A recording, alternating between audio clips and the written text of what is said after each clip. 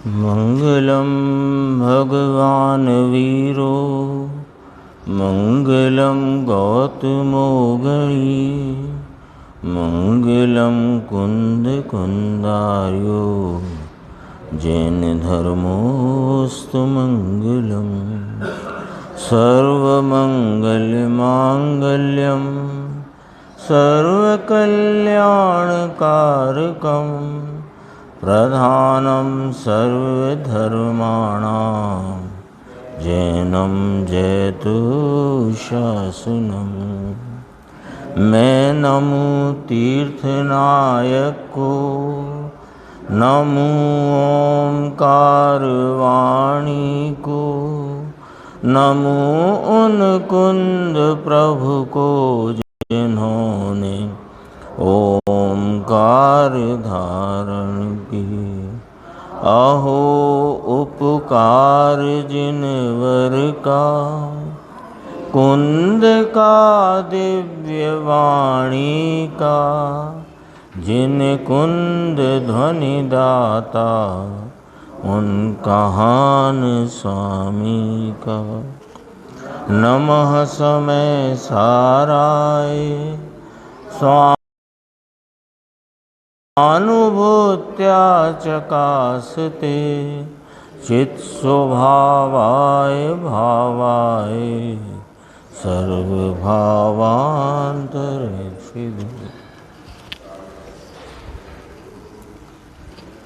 समय सारजी परमागम ग्रंथ है और इसके परिशिष्ट में जो शक्तियों का अधिकार चलता है उसमें भाव शक्ति की चर्चा कल भी हमने पूज्य गुरुदेव श्री के व्याख्यान में सुनी और आज भी उसकी चर्चा चलती थी।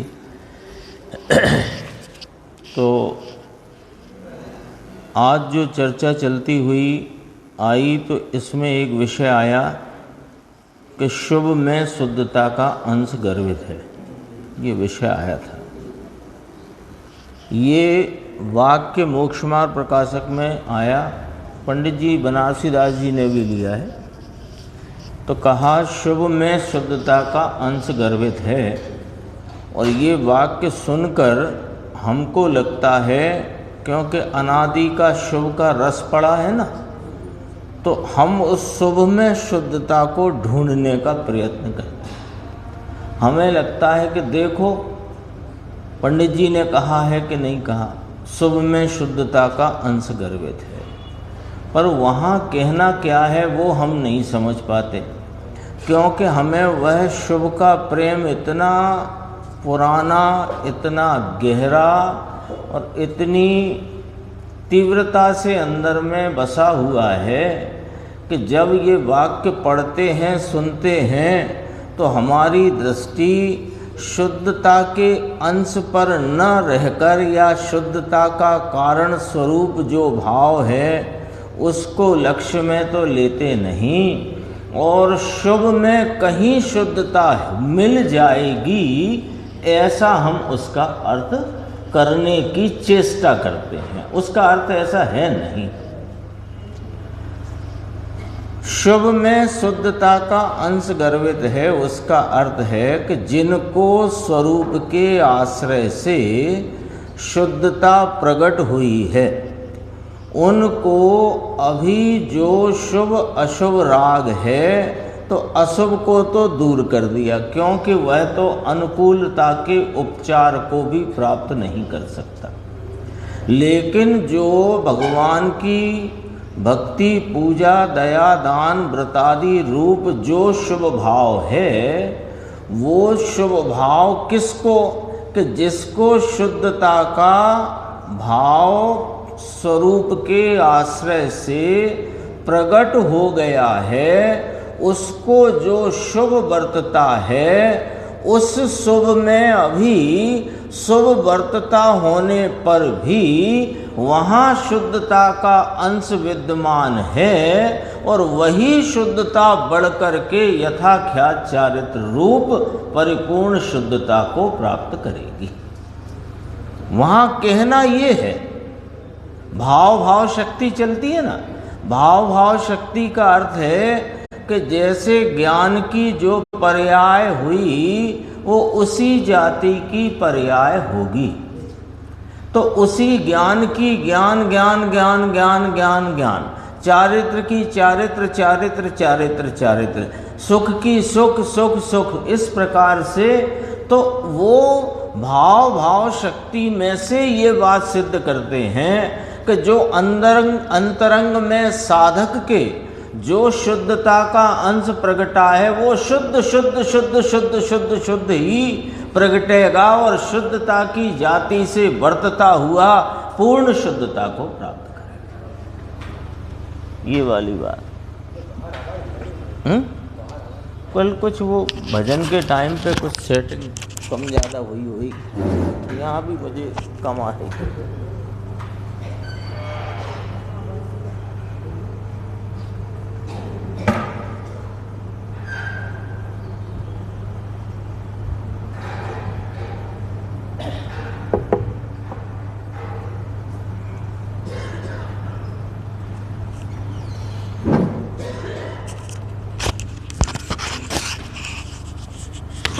तो देखो यहाँ पर क्या फरमाते हैं,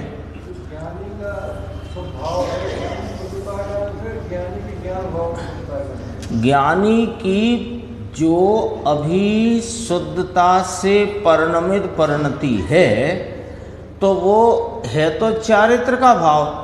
स्वरूप के आलम्बन से जितनी वीतरागता प्रगटी है वो साधक को ज्ञानी को वह वीतरागता चारित्र भाव रूप प्रगटी है, यानी चारित्र का भाव है। लेकिन अभी उसी चारित्र गुण में अभी शुभ रूप मलिनता भी बाकी है।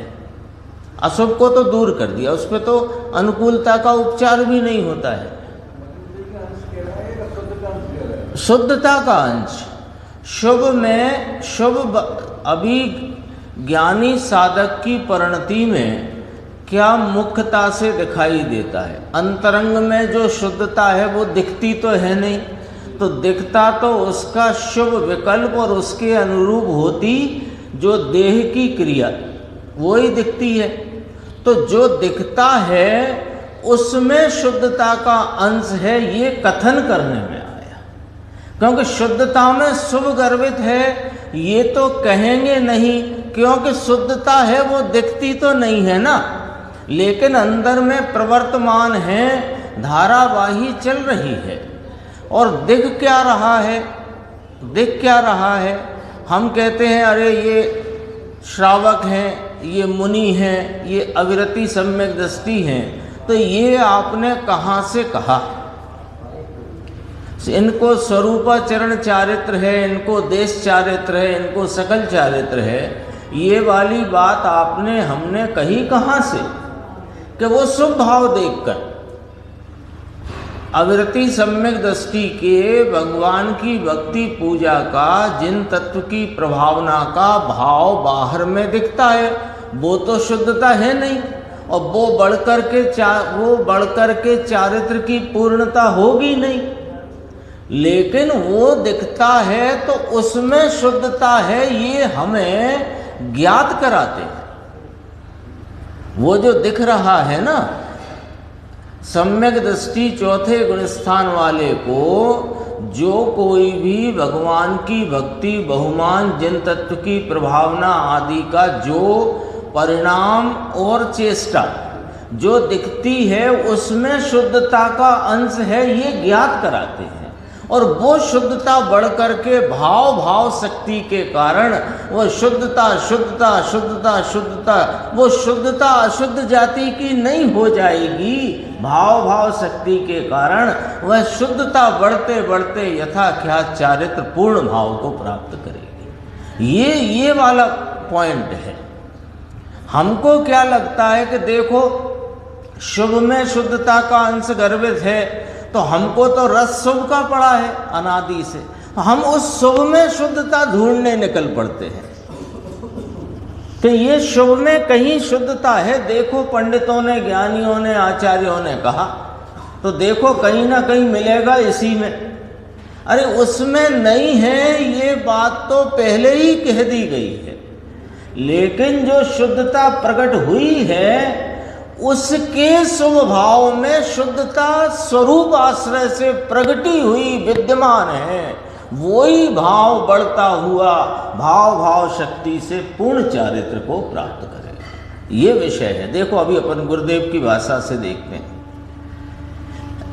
पेज नंबर हिंदी में है 511 और अभी अपन देखना वहाँ कहाँ है। देखो 401, जो ज्ञान की पर्याय ज्ञान रूप रहेगी। ये भाव शक्ति की का स्वरूप है।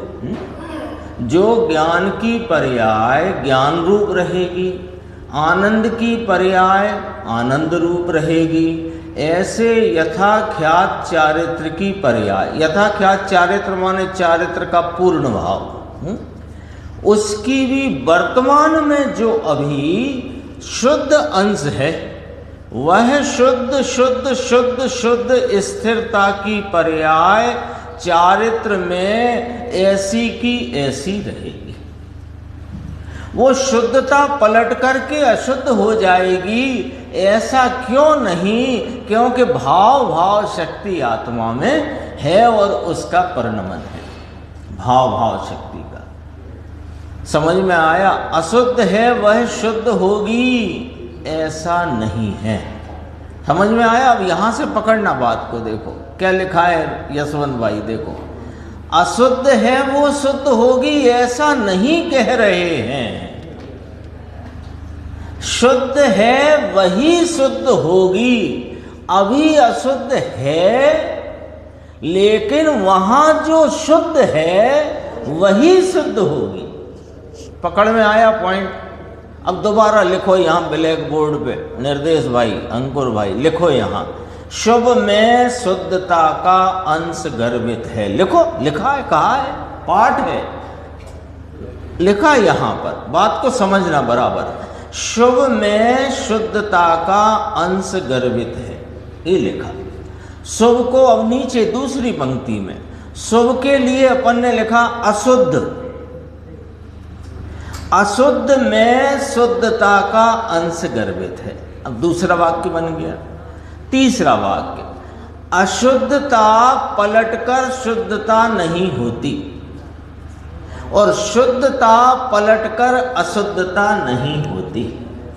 तो फिर यथाख्यात चारित्र जो परिपूर्ण शुद्ध भाव है वो शुद्धता के अंश के बढ़ने से होता है, अशुद्धता से नहीं। आ गया?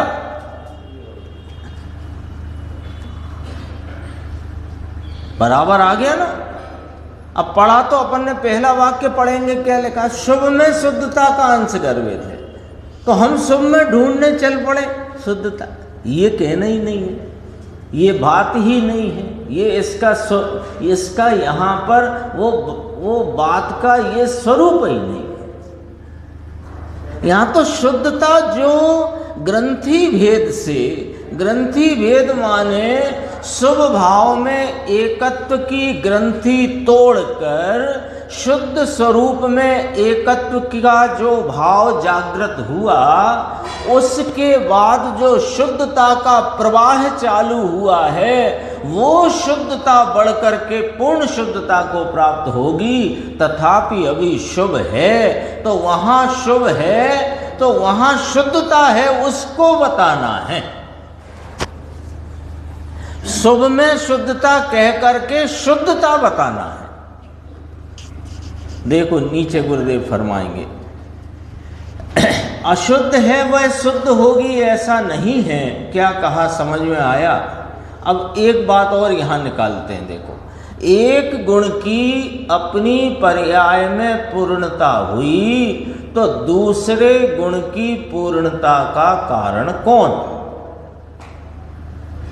अब अपन बोलने को एक ही द्रव्य के अनेक गुणों के मध्य निमित्त नैमित्तिक रीति से यह बात कहते हैं कि यथाख्यात चारित्र हुआ, यानी चारित्र की पूर्णता हुई तो केवल ज्ञान हुआ है।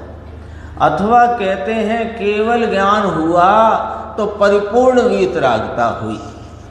ऐसा एक गुण के परिपूर्ण कार्य का दूसरे गुण की परिपूर्णता पर आरोप करके कह देते हैं। लेकिन विचार करो कि क्या चारित्र की पूर्णता से केवल ज्ञान होगा,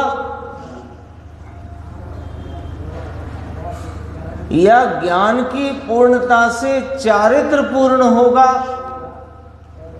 नहीं। क्यों? कि ज्ञान गुण के का जो निर्मल भाव, जो भाव प्रकट हुआ, वही बढ़ते बढ़ते केवल ज्ञान होगा। चारित्र में जो शुद्धता प्रकट हुई, वही शुद्धता बढ़ते बढ़ते यथाख्यात चारित्र होगी। जो अतीन्द्रिय आनंद का अंश चौथे गुण स्थान में जागृत हुआ, वही अतीन्द्रिय आनंद बढ़ता बढ़ता अनंत सुख होगा। वीतरागता हुई इसलिए अनंत सुख हुआ, ऐसा नहीं है। ये बात कही, देखो, एक गुण की, नीचे से तीसरी, एक गुण की अपनी पर्याय में पूर्णता हुई तो दूसरे गुण की पूर्णता का कारण कौन? ज्ञान पूर्ण हुआ इसलिए हुआ क्या चारित्र पूर्ण? नहीं। क्यों? ज्ञान ज्ञान रूपता से परिणमता है, चारित्र चारित्र रूपता से परिणमता है। क्यों? भाव भाव शक्ति के कारण से। भाव भाव शक्ति का अर्थ समझ में आया ना? देखो, उसमें बहुत सरस दृष्टांत दिया है।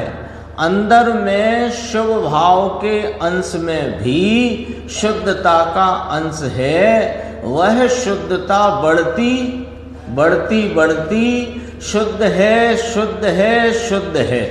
कब शुद्ध है? कि ग्रंथि भेद होने के पश्चात। अब ग्रंथि भेद का अर्थ समझ गए? निर्देश नहीं समझे? ग्रंथि भेद का अर्थ नहीं समझे? अनादि से जीव को राग में एकत्व की ग्रंथि पड़ी है। ग्रंथि नाम गांठ। राग में एकत्व की गांठ लगा के बैठा है। तो राग से एकत्व तोड़कर स्वरूप से एकत्व जोड़ा तो ग्रंथि भेद हुआ। अब जब ग्रंथि भेद हुआ, यानी राग से एकत्व तोड़ने से, स्वरूप में एकत्व जुड़ जाने से परिणति में शुद्धता का प्रवाह प्रारंभ हो गया। ये शुद्धता का प्रवाह, ये बढ़कर के परिपूर्ण शुद्धता अनंत चारित्र या यथाख्यात चारित्र को प्राप्त हो। देखो, ग्रंथि भेद होने के पश्चात जो बात, ये वाली बात जिसके समझ में नहीं आएगी उसे कुछ समझ में नहीं आएगा, सच्ची कहते हैं। वो फिर शास्त्र पढ़ते रहेंगे और घाल मेल करते रहेंगे। क्यों? रस राग का है। राग का रस इतना चढ़ा हुआ है, जैसे समझो कि कोई मीठे फल वाले वृक्ष पे वो कोई धतूरे की बेल चढ़ जाए तो वो भी कड़वा लगता है ना, ऐसी दशा हो गई। इसे वही सूझता है, वही देखता है, वही शुद्धता मिलेगी, कहीं तो मिलेगी। देखो, मुनिराज के है तो तू मुनिराज का शुभ भाव देख काय को रहा भैया? मुनिराज के शुभ भाव को देखकर वहां शुद्धता देखना है कि शुभ देखना है? वही बात। यहां अभी जनरेटर चल रहा है, यहां मीटर लगा हो तो यहां वोल्ट दिखा रहा है 230। कहां दिखा रहा है? यहां पर 230। अब ये बताओ, वो 230 वाले मीटर में से करंट आता है कि जनरेटर में से आता है? पक्की बात है। तो ये जो बाह्य में नग्नता, 28 मूल गुण, 5 समिति का जो कुछ भी प्रवर्तन बाह्य में दिखता है वो तो मीटर है। शुद्धता का करंट उसमें थोड़ी है, लेकिन अंदर शुद्धता का करंट है, ये उससे मालूम पड़ता है। शुद्ध है तो भविष्य में शुद्ध शुद्ध शुद्ध शुद्ध होकर चारित्र की शुद्धता पूर्णता हो जाएगी। वह चारित्र की, देखो, वह चारित्र की शुद्धता बढ़कर शुद्धता हुई है। उस जाति की शुद्धता है तो उस जाति का परिणमन होगा भाव शक्ति के कारण से। देखो, और थोड़ा नीचे आते हैं अपन, 6-7 पंक्ति छोड़कर। उस समय के पंडितों ने भी कहाँ से निकाला है, देखो ना, शुभ में शुद्धता का अंश, ये कहाँ से निकाली बात?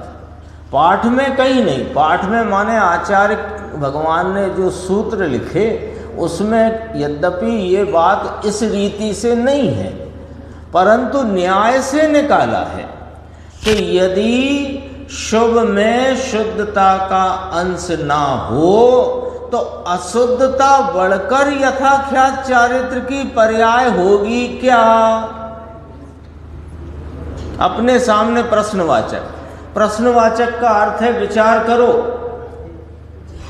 विचार करो। क्या विचार करो? कि देखो, साधक की भूमिका में शुभ भाव है कि नहीं? है। शुद्ध भाव है। अब 2 भाव हैं, अपन ने लिखा था शुभ भाव में शुद्धता का अंश गर्भित है, तो शुभ भाव को अपन ने क्या लिखा? अशुद्ध भाव। तो अभी वहां अशुद्ध भाव भी है और शुद्ध भाव भी है, दोनों भाव हैं कि नहीं? तब तो नाम साधक है। यदि एकमात्र अशुद्ध हो तो बाधक नाम होगा, और एकमात्र शुद्ध हो तो साध्य नाम होगा। साधक नाम क्यों है? कि शुद्धता भी है, अशुद्धता भी है। अब बस अपने सामने ये प्रश्न आ गया कि शुद्धता भी है, अशुद्धता भी है, तो अब आप खुद जवाब दो कि कौन बढ़ेगा जिससे शुद्धता पूर्ण होगी।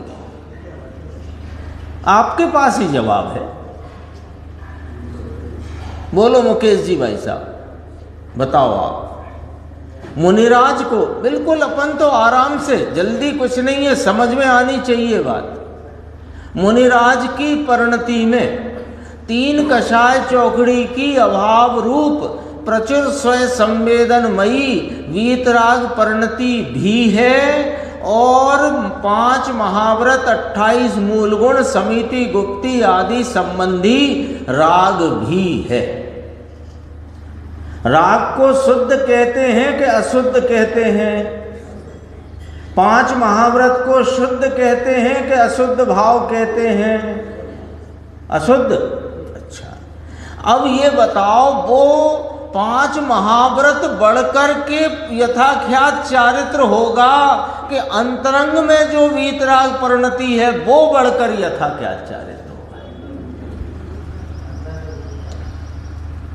सीधा सवाल, सीधा जवाब, उलझन की जरूरत नहीं है। यहां तो अनादि की उलझन मिटाने के लिए बात आई है।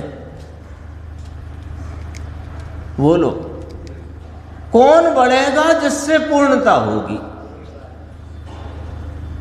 महाव्रत से होगी? महाव्रत से हो ही नहीं सकती, क्योंकि वह तो अशुद्ध भाव है। तो अशुद्ध भाव बढ़ेगा तो अशुद्धता होगी। शुद्ध भाव बढ़कर के, शुद्ध भाव कहां से आया मुनिराज को? कि स्वरूप के आलम्बन से स्वरूपाचरण चारित्र का वहां उदयमानपना होकर उसमें स्थिरता बढ़कर 2 कषाय चौकड़ी की अभाव रूपता और 3 कषाय चौकड़ी की अभाव रूपता में अंतरंग में जो वीतराग धारा बहती है वो वीतरागता बढ़कर पूर्ण यथाख्यात चारित्र में परिणमित होती है। वो महाव्रत का राग वो बढ़कर के पूर्णता शुद्धता की करे या यथाख्यात चारित्र रूप हो, ऐसा हो नहीं सकता, क्योंकि भाव शक्ति क्या कहती है? देखो, भाव शक्ति में ये जो अपनी जो वो पिलपिली सी जो पोल है ना, शुभ में शुद्धता का अंश गर्भित है, उसका यहां पर कितना अच्छा स्पष्टीकरण। वो अपन ने पाल रखी हैं ऐसी पिलपिली चीजें, गलत अर्थ रख करके, गलत अभिप्राय पकड़ करके, और फिर कहते हैं देखो शास्त्र में लिखा, देखो पंडित जी कहते हैं, देखो मोक्ष मार्ग प्रकाशक में। आप तो मोक्ष मार्ग प्रकाशक तो आप तो आपका ही खास है वो तो।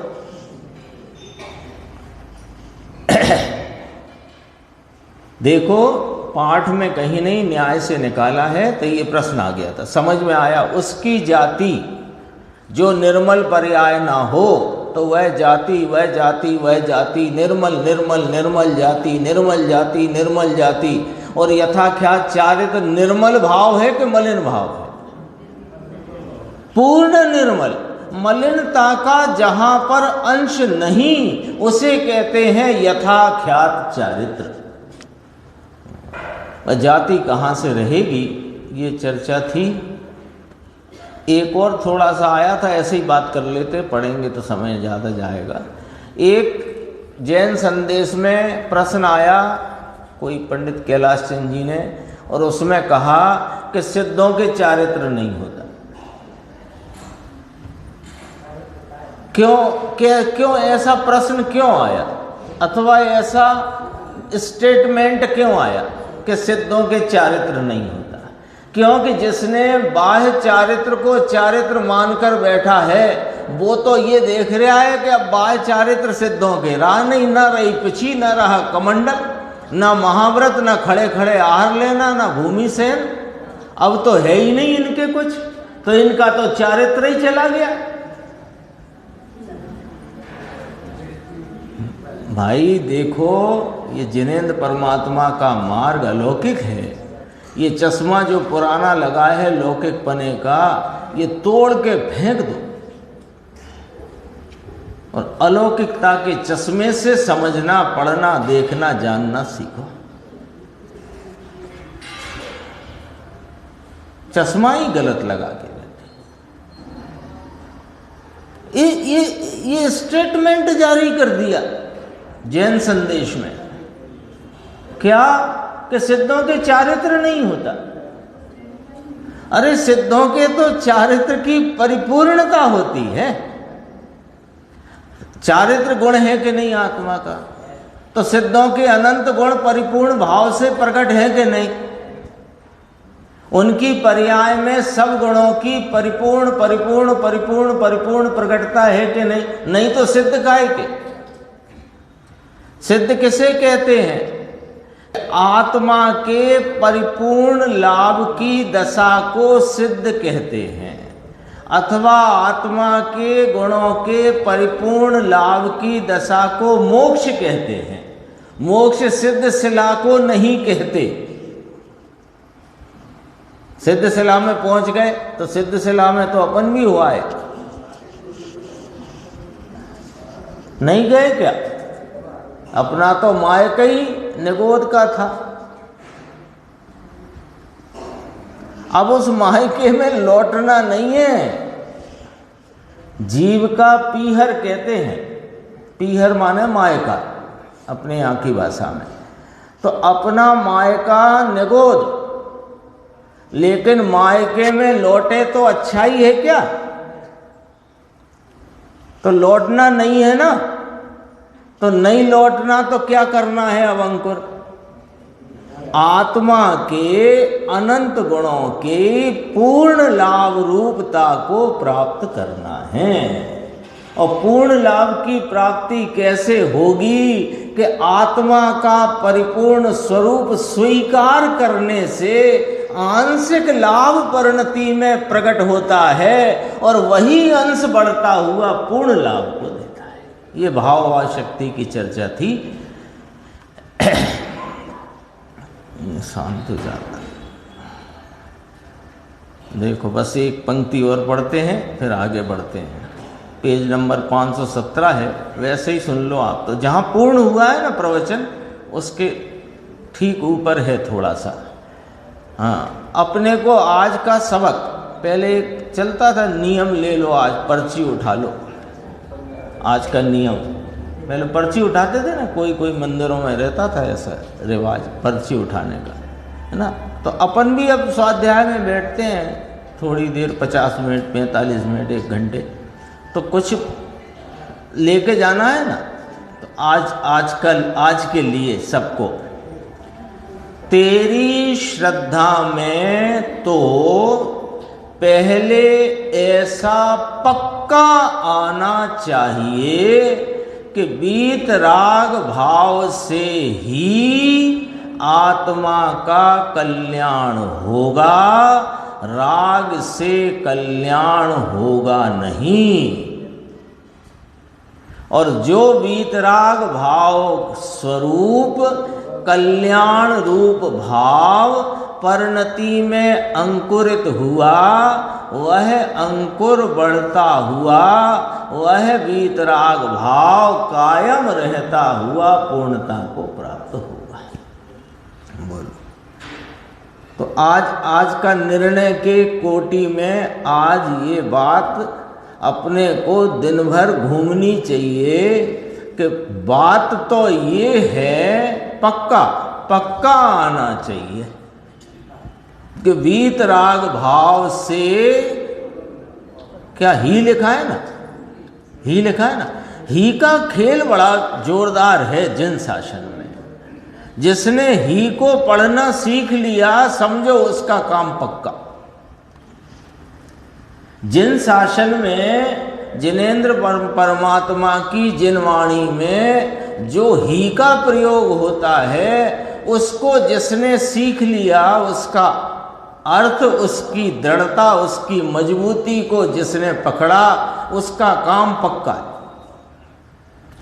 वीतराग भाव से ही आचार्य अमृतचंद्र देव ने कितनी जगह एव शब्द का प्रयोग किया टीका में। एव माने ही, वीतराग भाव से ही।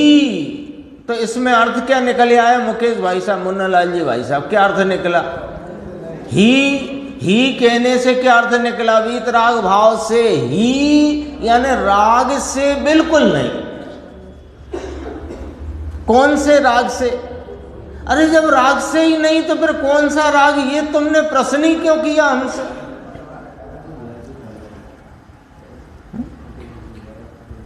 ये प्रश्न ही निरर्थक है। तो और वह वीतराग भाव कायम रहेगा।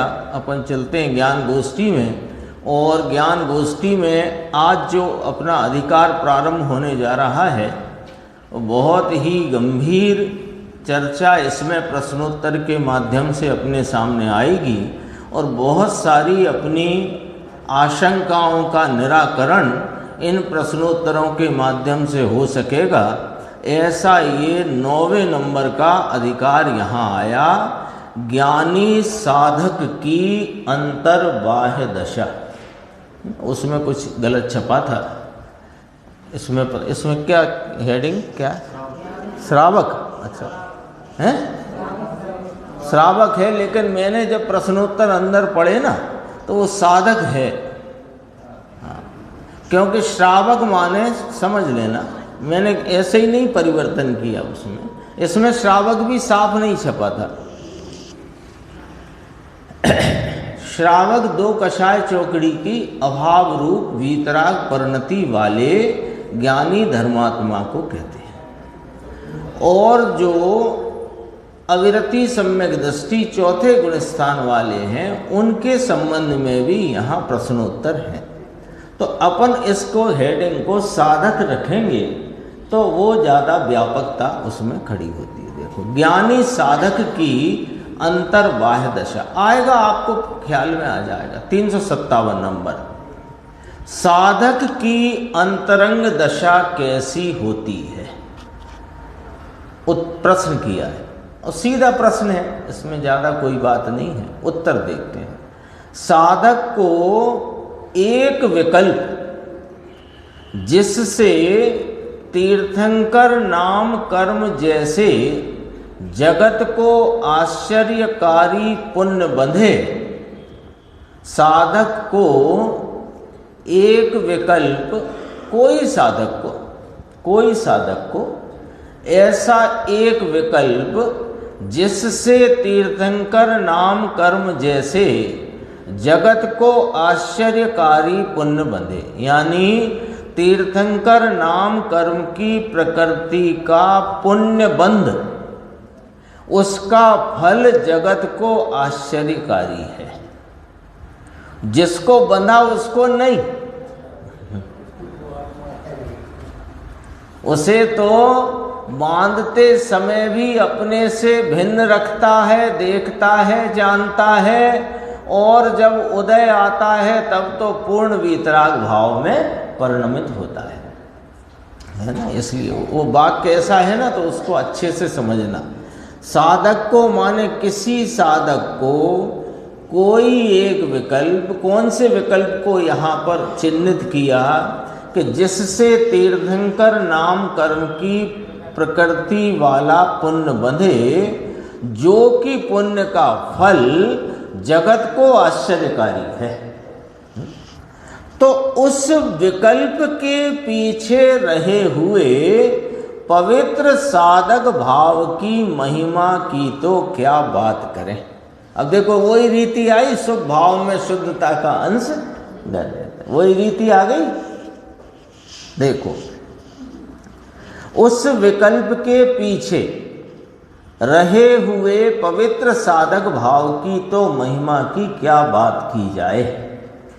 ऐसे पवित्रता और पुण्य दोनों की संधि, साधक को, यहाँ साधक वो लिया जिसको तीर्थंकर नाम कर्म की प्रकृति का बंध चल रहा है, यानी इस वो 16 कारण भावना रूप शुभ विकल्प बरतते हैं, ऐसा ले लिया। क्योंकि पुण्य की जब बात करें तो उत्कृष्ट में उत्कृष्ट पुण्य ये ही है ना। तो जब बात की जाती है ना तो उत्कृष्ट की रख करके करते हैं, तो उसमें जो नीचे के हैं वे सब समा जाते हैं।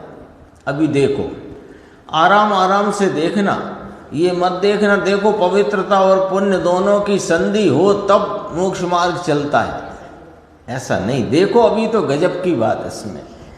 ऐसे पवित्रता और पुण्य, कौन सी पवित्रता और कौन सा पुण्य, अंकुर जवाब देना पड़ेगा। अब सिर हिलाने से नहीं चलेगा काम। पवित्रता कौन सी और पुण्य कौन सा, इसी में से नकल करो। हाँ, और पवित्रता स्वरूप के आलम्बन से बरतने वाली वीतरागता, वो पवित्र है।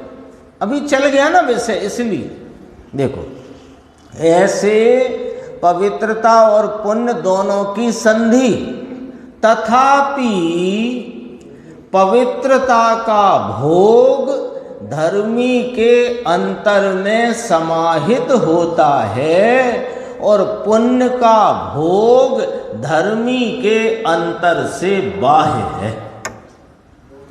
उसका भोग धर्मी के अनुभव में नहीं है। आप कहोगे कि हाँ अभी कौन सा उसका फल आ गया तीर्थंकर नाम कर्म की प्रकृति का, अभी थोड़ी कोई फल आ गया। चलिए अपन तीर्थंकर नाम कर्म की प्रकृति को यहाँ पर थोड़ी देर के लिए ड्रॉप करके अपन सामान्य पुण्य की बात करते हैं। तो चक्रवर्तित्व तो मिल जाता है और 63 सलाका पुरुष के अनेक प्रकार के पद हैं, वे मिल जाते हैं, तो वे भी धर्मी को मिले। मान लो ऋषभदेव भगवान है ना, अभी तीर्थंकर प्रकृति बांधी थी, उसका उदय प्रारंभ, मतलब अभी वैसे तो वो पूर्ण वीतरागता में गिना जाता है, पर कल्याणक आदि प्रारंभ हो गए ना, तो उनके वो भोग है ही नहीं, भोग नहीं है। अथवा कोई प्रकार का स्वर्ग मिल गया। मान लीजिए वो नकुल सहदेव को सर्वार सिद्धि मिल का आयु हुई, वो सर्वार सिद्धि में है, तो वहाँ पर जो पुण्य का भोग है वो उनके अंतर से बाह्य है। और जो स्वरूप के आलम्बन से वर्तती पवित्रता है उसका भोग उसमें समाहित है। भोग की बात आई ना, इसलिए अपन बात करते हैं।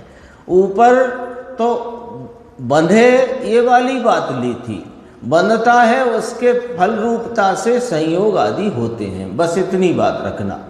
तो कहते हैं पवित्रता और पुण्य दोनों की संधि, तथापि पवित्रता का भोग धर्मी के अंतर में समाहित होता है और पुण्य का भोग धर्मी के अंतर से बाहर है। उसका भोग धर्मी के अनुभव में नहीं है। धर्मी के अनुभव में नहीं है माने क्या, वेदन में ही नहीं आ रहा कि वेदन में आने पर भी उसे अपने से भिन्न जानता है, भिन्न मानता है। वाह देखो तो नूतन वर्ष की अपूर्व बात। गुजरात में ऐसा दीपावली पे वर्ष बदलता है ना, हाँ, तो वो उस दिन की बात होगी। ये कहते हैं साधक भाव जिसके एक अंश की भी ऐसी अचिंत महिमा है कि तीर्थंकर प्रकृति का पुण्य जैसे नहीं पहुंच सकता। बोलो,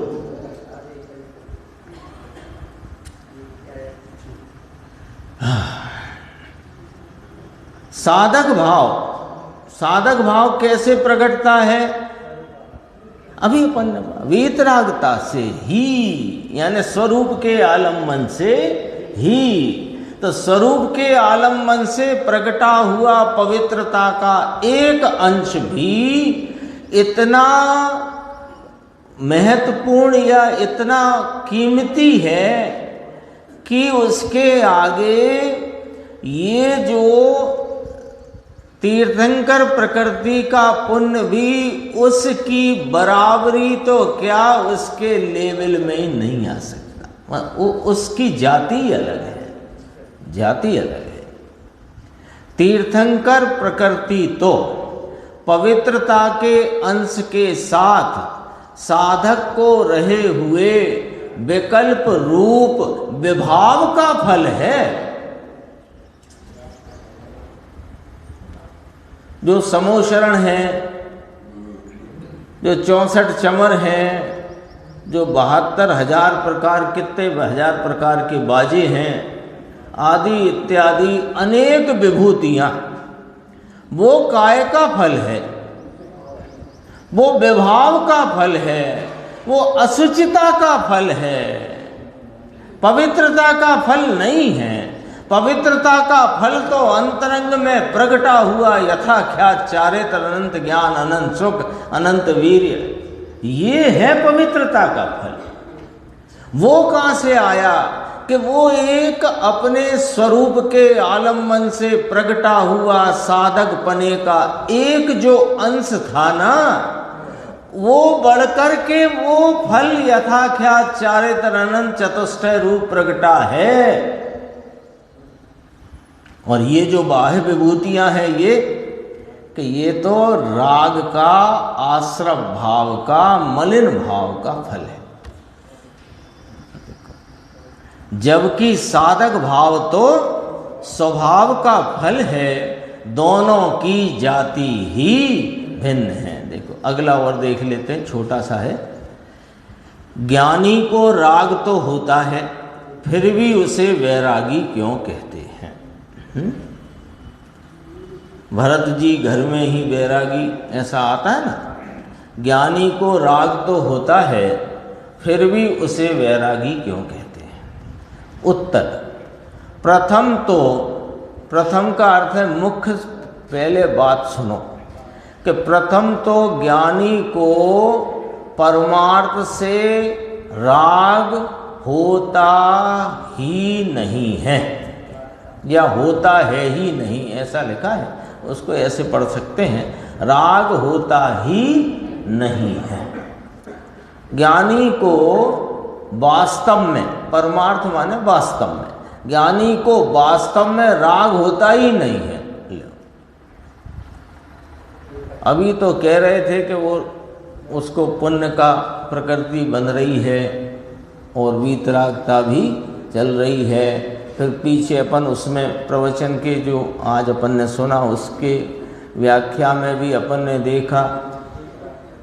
तो फिर कहते हैं राग होता ही नहीं है, कि ज्ञानी को राग होने पर भी वह उसे अपना नहीं जानता, क्योंकि उसके राग से, समस्त राग से, शुभ अशुभ दोनों प्रकार के राग से एकत्व, स्वामित्व, कर्तृत्व और कर्तव्यपना छूट गया है। क्योंकि राग के समय ज्ञानी जानता है कि मैं तो ज्ञान हूँ, मेरा आत्मा ज्ञानमय है, रागमय नहीं है, राग मेरे ज्ञान से भिन्न है। ऐसा ही जानता है, ऐसा ही अनुभवता है, ऐसा ही श्रद्धता है। इसके अतिरिक्त दूसरी बात, ज्ञानी को उस राग की रुचि नहीं है।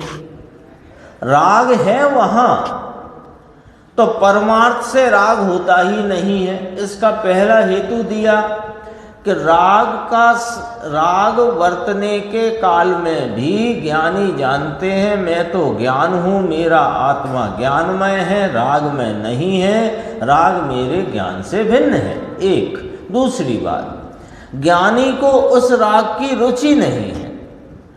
राग मुझे हितकर है ऐसा ज्ञानी नहीं मानता।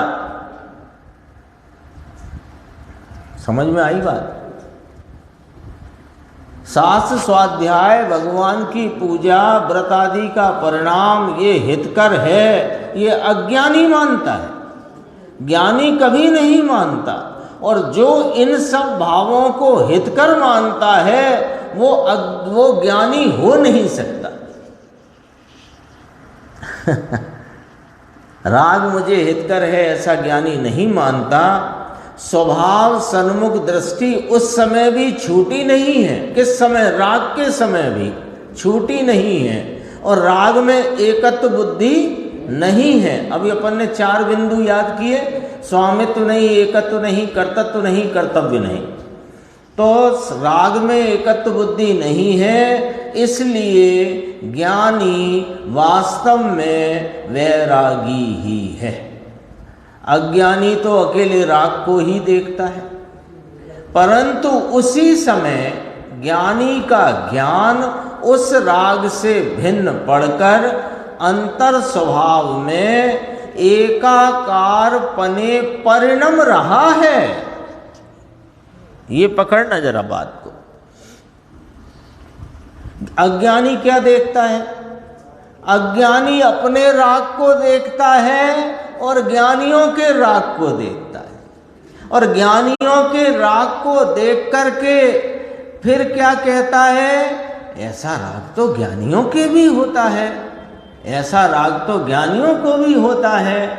खुद को कोई राग आया हो, उस राग में इसकी ऐसी हितरूपता पड़ी है कि उस राग को जस्टिफाई करने के लिए, उस राग को मोक्ष मार्ग में ये लाभकारी है, ये बात को खुद ही मन में पुष्ट करने के लिए ये ज्ञानियों के राग को देखता है और फिर कहता है ज्ञानी को भी तो आता है।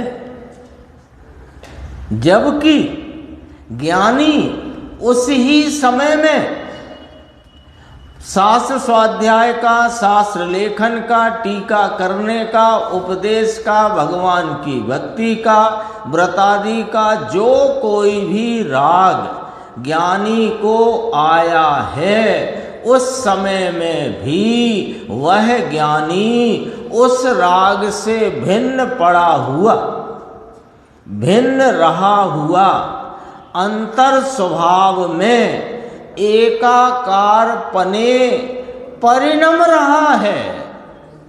जो यहाँ पर है परिणम रहा है। ऐसा नहीं है कि राग जब आया है तो राग को वेद रहा है, वेदन तो है राग का, लेकिन उस काल में अब ये राग मेरा है नहीं, मैं अपने स्वभाव में चला जाता हूँ, ऐसा ही नहीं। राग के काल में, राग का वेदन स्वाद होने के काल में भी अपने अंतर स्वभाव में एकाकारपने आनंद के भाव को वेदन कर रहा है। आता ना, बाहर नारक कृत दुख भोगे, अंतर सुख रस घटाघटी। उसे अज्ञानी नहीं पहचानता। अज्ञानी ना अपने राग को पहचान पाता, न ज्ञानी के राग को जिससे ज्ञानी भिन्न वर्तता है उसे पहचानता नहीं। शेष चर्चा आगे की बात।